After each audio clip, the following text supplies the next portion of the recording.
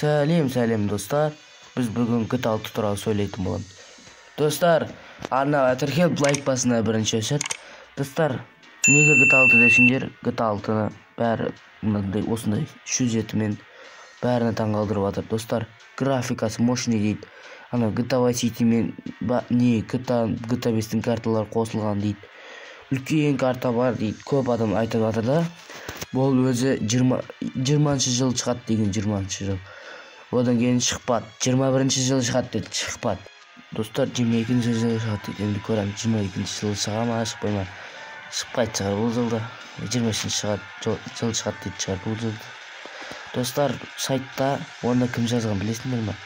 Бұл жұмыстан бір адам нені айдалғанда, бұл GTA-ны істеп шығатқан адамдардан бір адамды айдап жіберген. Одан кейін оның нерві шығып, несі келіп, жеңі келіп, енді оның сырының бәрін айтып бергенде достар. Достар, сонымен арнаға тіркеліп лайк басыңдар. Енді сіздермен бірге болған Азамат KZ. Давайте арнаға тіркеліп лайк басыңдар. Достар, айтпақшы, менің телеграм каналым бар. Бұл каналда сендер маған жаза аласыңдар. Смело. Арнаға тіркеліңдер, телеграм каналға тіркеліңдер, жазыңдар. Давайте.